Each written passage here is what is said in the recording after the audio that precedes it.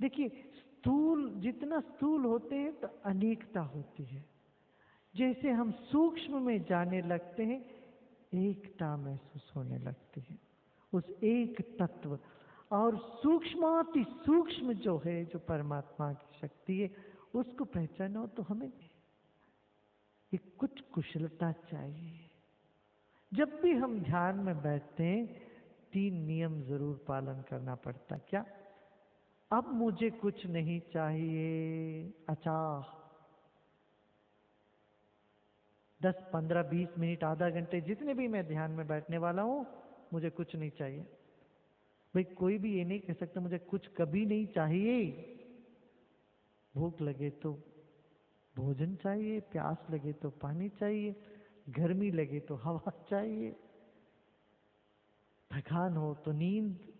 मगर जब तक हम ध्यान में बैठते हैं तब हमको ये धारणा लेनी पड़ती है कि इस वक्त मुझे कुछ नहीं चाहिए।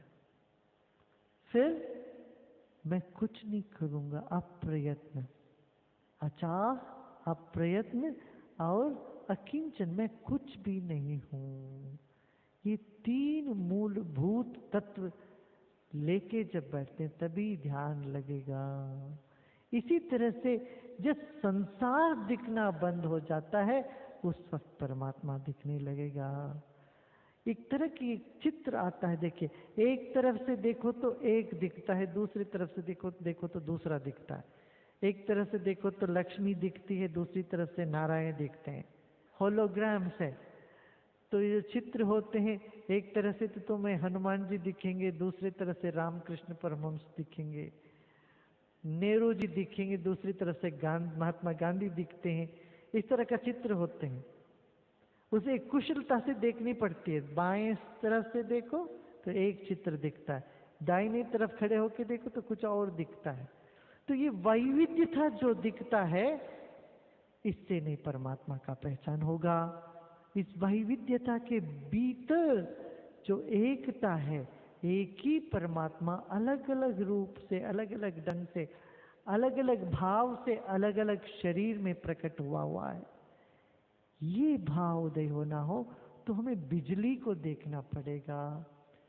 यदि हम सिर्फ बल्ब को देखते रहेंगे, रोशनी को देखते रहेंगे, इसके भीतर एक ही बिजली है भाई, वो हमारे नजर से ओझल रहेगा। एक स्विच दबाओगे तो 100 बल्ब जलते हैं, और 100 बल्ब के भीतर है एक बिजली। वो एक बिजली एक स्विच में है। वो स्विच कहाँ है उसका, ये पता लगा। जनक को ये पता लग गया, वाह, मैं तो एक एक बल्ब को देख के वहीं सोचता रहा, ये बल्ब चमक रहा, ये बल्ब चमक रहा, ये बल्ब चमक रहा। अब मुझे पता चला, ये बल्ब को मैंने छोड़ा, और तार के भीतर जो चल रही है बिजली, वो कहाँ से आ रही, वो स्विच मेरे पकड़ में आ गई। हजारों मोबाइल फोन्स होंगे, मगर जो मोबाइल टावर है वो समझ में आ जाए, इस टावर के वजह से ये सब फोन काम कर रहे हैं। वो टावर वहां से उखाड़ो तो सारे के सारे फोन बंद हो जाएंगे। इसका मूल वहां है।